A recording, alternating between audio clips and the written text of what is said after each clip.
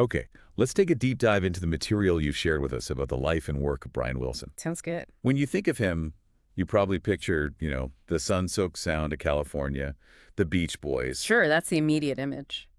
But as these sources really reveal, his story is incredibly complex. Mm. It's a journey marked by, well, both unparalleled musical genius and really profound personal struggle. That's exactly what stands out from this material, yeah. Huh. Our mission here is to try and go beyond just the hits and understand the key moments, the revolutionary creations, and also the immense challenges that shaped this artist and his enduring influence. Right. We've got a lot to cover. I mean, from his early spark in the Beast Boys explosion through creating absolute masterpieces like Pet Sounds, Mm-hmm. the ambitious and, well, ill-fated Smile Project, his long battle with mental health challenges, and then his eventual path back into the light. And it all keeps coming back to this central question the sources seem to raise.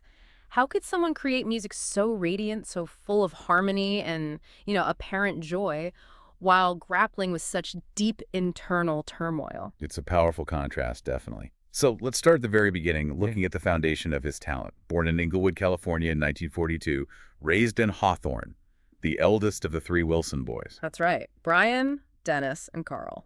What did the sources highlight about those early years? What first signaled his gift? Well, what's truly fascinating is how the material describes his absorption of music. It wasn't just like passive listening. Right. He'd sit by the radio and just effortlessly harmonize with whatever was playing. There are mentions of him teaching himself piano and having this almost uncanny ability to hear complex vocal arrangements and just replicate them on the spot. It Right. was an innate, immediate understanding of sound. That kind of natural ear is incredibly rare. And then there's the figure of his father, Murray Wilson. The sources paint a, let's say, complex picture, don't they? Oh, absolutely. A songwriter himself, yes, but also described as domineering and abusive. Right. The material notes this really difficult dynamic. Murray recognized Brian's talent early on and definitely pushed him and his brothers hard. Mm. He bought Brian his first tape recorder, which sounds like it became a crucial tool for him, capturing ideas. So a mix of support and really damaging pressure right from the start. And his influences weren't just the emerging rock and roll scene either. The sources mention him idolizing vocal groups like the Four Freshmen. Yeah, absolutely. And jazz artists like George Gershwin. How did that blend of styles show up? That's a really crucial detail. That passion for the intricate vocal harmonies, the Four Freshmen style, combined with the structural and melodic ambition you find in someone like Gershwin, that really laid the groundwork for the unique way Brian approached pop music. Okay. He wasn't just writing simple melodies. He was thinking about layers of sound, complex arrangements right from the beginning. Which brings us to the point where that potential just exploded onto the national scene. The Beach Boys phenomenon. The material says they formed in 1961. Right, with his brothers Dennis and Carl, their cousin Mike Love, and friend Al Jardine. Things took off fast. Their first single, Surfin', was a regional hit. Just regional at first. Yeah, but it got Capitol Records' attention. And once they signed, it was just hit after hit from 62 to 65. Songs like Surfin' Safari, Little Deuce Coupe, I Get Around, defining the sound of California youth culture. Totally. And it was all built on Brian's incredible ability to craft those catchy melodies and those signature vocal arrangements. But digging into the sources, what becomes clear is that even in these seemingly simple pop songs, Brian was already doing something more complex. Exactly. The material points to the complexity hidden beneath the surface. The layered vocals, the unusual chord changes, even hints of experimental techniques in those early studio sessions. He was already starting to bend the rules of what pop music could be. And then came a really significant turning point, Yeah. both personally and professionally. The sources describe a panic attack Brian had on a flight in 1964. Yes, and that event led him to stop touring with the band. It was a difficult moment, certainly. Must have been. But paradoxically, it meant he could dedicate himself fully to songwriting and production back home in the studio while the others were out on the road. And that period of intense focus led directly to what many, many people consider his masterpiece, Pet Sounds. How does the material describe the creation of this album? It was crafted while the rest of the band was touring, yeah. And the sources mention it was directly inspired by the Beatles' Rubber Soul. Brian apparently heard that and felt he had to top it. Right, that competitive drive. He had this ambitious goal to create something truly cohesive, something deeply emotional, not just, a collection of singles. And the recording process itself sounds revolutionary for pop music at the time. Oh, absolutely. He brought in the wrecking crew, The best session guys. elite musicians, yeah. And he built the tracks layer by layer in the studio, almost like a composer directing an orchestra. And he wasn't afraid to incorporate sounds you just didn't hear in pop music back then. Bicycle bells, the theremin. That weird, eerie sound. Exactly. Even his dog's barking made it onto the record. It was all about creating texture and atmosphere. Songs like Wouldn't It Be Nice, God Only Knows, Caroline, No. They really showcased how much his songwriting had evolved, moving into much deeper emotional territory. For sure. Yet, despite the critical acclaim it received, the sources know it didn't perform particularly well commercially in the US at first.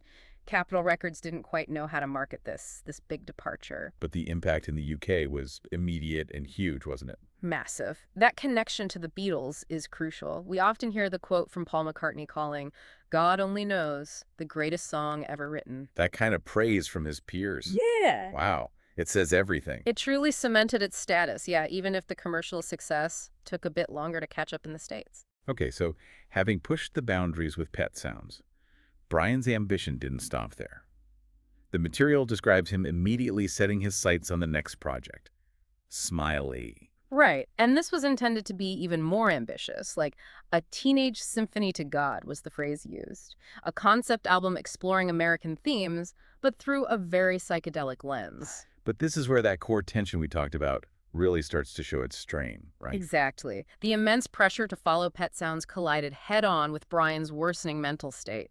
The sources describe him battling severe anxiety, depression, auditory That hallucinations. sounds terrifying. Yeah, and there are also mentions of drug use, particularly LSD and amphetamines, which sounds like they significantly exacerbated his condition, made things much worse. So the recording sessions became chaotic. Legendary for their chaos, apparently. The lyrics were being written by Van Dyke Parks, whose surrealistic approach, well, it created friction with some bandmates, particularly Mike Love, according to the sources. And the music itself. Incredibly complex, nonlinear, really experimental, perhaps, a reflection of Brian's internal world at the time. Fragmented, maybe. And the project was ultimately scrapped in 1967. Smiley became this mythical lost masterpiece. Decades of speculation followed. Yeah, and the material really highlights this as a critical turning point. After the collapse of Smiley, Brian essentially withdrew from leading the Beach Boys. It began a very long and difficult period marked by mental illness and isolation for him. The sources describe his state deteriorating through the late 60s and early 70s. He became withdrawn, struggled with his weight, relied heavily on drugs and alcohol. It sounds like a really dark time. It does. Meanwhile, the other members, they worked to keep the Beach Boys going. His brother Carl stepped up significantly in production. They released albums like Sunflower and Surf's Up. Yeah, and those albums contained some wonderful music, some real gems. But they often lacked Brian's singular vision guiding the whole project, that cohesive feel. The 70s sound particularly rough in the material. Brian in and out of psychiatric care, facing numerous personal difficulties. Then, Dr. Eugene Landy enters the picture in the late 70s. Right. And initially, the sources suggest there were some signs of improvement under Landy's care. There was maybe some hope there at first. But things took a really disturbing turn. The material details how Landy became increasingly controlling. Extremely controlling. Managing not just Brian's health, but his finances, his career, even songwriting credits.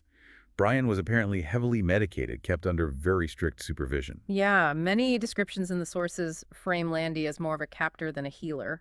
And the music produced during this time, it's often described as lacking that genuine, unfiltered Brian Wilson spark. It sounds like a truly dark period where his creativity was just completely stifled under that control. It really does. Thankfully, the material doesn't end there. There's a fight for Brian's life and his art later on. Absolutely. The sources describe how, in the 1990s, his family and friends successfully took legal action to remove Landy from his life. Which must have been a huge relief. A massive turning point, and that marked the beginning of a slow, gradual recovery for Brian. While he had released a solo album earlier, back in 1988, Right, I remember that. the material points to his true creative rebirth really blossoming in the 2000s. Which led to something many people thought would literally never happen. Exactly. In 2004, Brian finally completed and released Brian Wilson Presents' Smiley. Incredible. It was a historic moment. After nearly 40 years, the world finally heard this legendary project, more or less in its intended form. The reaction was massive critical acclaim, and significantly, it earned Brian his first ever Grammy Award. About time. And he didn't just stop there, did he? No, not at all. He went on to tour internationally, playing Pet Sounds and Smiley live in their entirety, often receiving incredibly emotional responses from audiences who had waited decades. I can only imagine. Later albums like That Lucky Old Son and No Peer Pressure solidified his place not just as, a figure from the past, but as a still active, vital artist. This resurgence really cemented his legacy and his immense impact on music. The material notes that his innovations fundamentally changed pop music Totally reinvented it in many ways. and directly influenced iconic albums like Street Peppers, Radiohead's OK Computer, even Frank Ocean's Channel Orange. His influence is described as spanning genres and generations. We see mentions of artists like Fleet Foxes, Bon Iver, Animal Collective, Beck. So many citing him as a key inspiration. And perhaps most profoundly, the material highlights how Brian really opened the door for emotional honesty in popular music. Yeah, that vulnerability. He showed it isn't a weakness, and that music can be a powerful tool for healing, proving that incredible beauty can indeed emerge from profound pain. The sources describe him not just as a songwriter, but almost as like sculpting sound, painting emotion, inviting listeners deep into his unique and often fragile world. It's a really apt description. So where is Brian today, according to these sources? Well, today, Brian is in his 80s.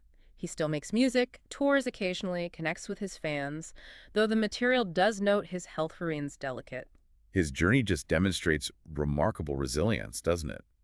He navigated a lifetime of personal challenges, endured the loss of his brothers, Dennis and Carl. Tragic losses, both of them. His life has been extensively documented, books, films, documentaries, including that really compelling 2014 biopic, Love and Mercy, which did a great job digging into different periods of his life with different actors. Yeah, that was very well done.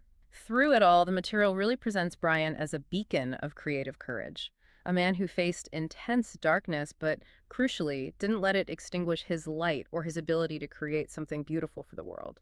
So stepping back from all this material, what's the big takeaway here? Brian Wilson is clearly far more than just a pop star. Oh, absolutely. He's a true visionary artist who channeled profound emotion into revolutionary sound. His story, as revealed in these sources, is just a powerful illustration of that complex dance between immense creativity and deep personal vulnerability. It really encourages us, I think, to listen differently to his music, hearing not just the sunny melodies, but the depth and the struggle sort of woven into the fabric of the sound. Exactly. So if you haven't maybe sat down with Pet Sounds recently and really given it your full attention, put on some headphones, listen closely to those layers, those unconventional sounds, and the raw feeling embedded within. Definitely worth doing. And as you do, maybe consider this final thought that emerges from the material we've explored. How might the very struggles Brian faced, those internal storms, have paradoxically fueled the unique beauty and emotional depth we hear in his music? Can profound art sometimes only emerge from grappling with the edges of human experience? Something to think about.